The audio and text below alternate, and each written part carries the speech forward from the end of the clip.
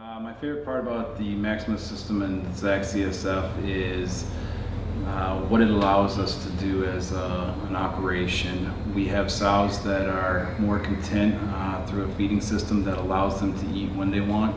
It allows them the ability to control their day by installed gestation, where everything's based on a timeline. So she chooses when she eats, she chooses when she sleeps, she chooses when she drinks. The result of this is that that sow seems to be much more comfortable in our system than previous systems. We know that with the ear tag, when it reads from the ear tag, that it's going to deliver a certain amount of feed. So that's going to monitor every single drop of feed that comes out. So we know when the sow eats, how much she eats, and it allows us to better manage her condition and to monitor her eating habits.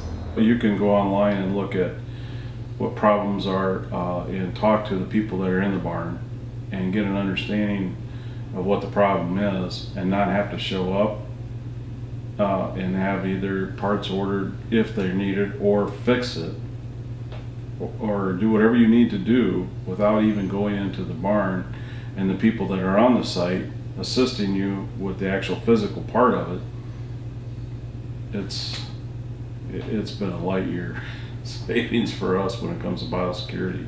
It allows us to have that experienced help from the technicians without them actually being on site, which in turn allows them to help multiple sites. We don't have to worry about a period away from a farm. We don't have to, so that allows us an immediate response without any delay time. So it's been exceptionally beneficial to us as far as getting any system issues back on track immediately or troubleshooting any problems for us.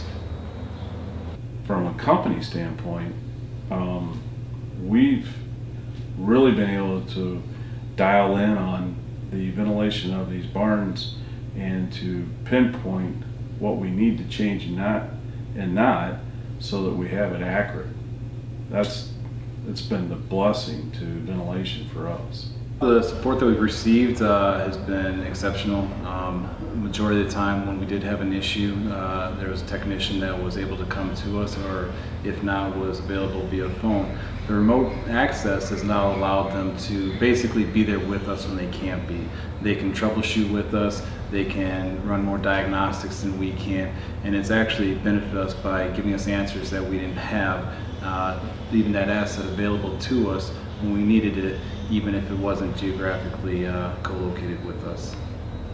If we have a problem, we can make a phone call and they're online working on it right away. If they have a hardware issue, the service person is out there within at least 12 hours.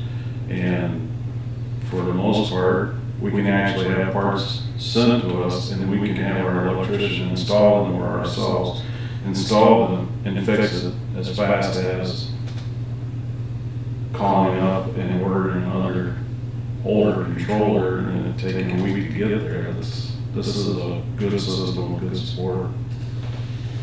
Right off the bat, we had fair wing up in operation. I received an alarm at night for circuit breakers, and following that I had one of the night employees was calling to find out why room 1's system had gone down, and even just pulling up from the alarms, we were able to determine what exactly it was, which fan it was.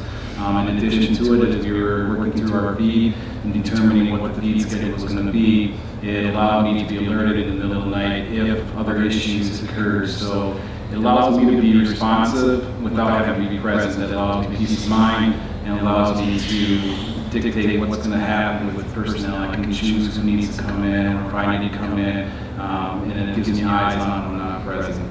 It's more user-friendly than most of the older controllers ever dream of.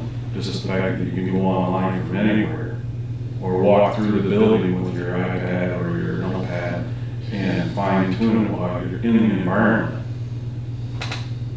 It's new technology, it's nice. We have employees that range from relatively computer savvy to don't even have a computer at home, and everybody's been able to pick up the basic functions that they need to, and most of them are able to actually perform more in-depth functions with controls. The controllers made the environment much more conducive to good quality air, good quality environment for the animal. And so as far as impacting the animal, yes, we had better production out of these systems than we do with our older control units. The biggest thing we've seen is the animals' comfort with humans. So the sows prior to this, when you walk into the gestation barn, you always see the same thing. Once they see something different, they jump. In this situation now, the sows, they acknowledge your presence, but they don't move around. They accept for you to be in that pen, and they're comfortable, they're not as skittish. So the very first day that we moved in 7 hens of pen gestation, which was about 309 animals. Of those 309 animals, by early afternoon, we had 60% of them that had successfully fed for the very first time from the ESF feed system. And then within the evening, we were over 80% for the very first day of sows that had never seen the system before. What people expected was that there might be a decrease in production, and we saw quite the opposite. We had a relatively high standard of production to start with total borns ranging from about 15.75 all the way up to 16, and born live around 14 plus. We're still weaning over 12 pigs per litter.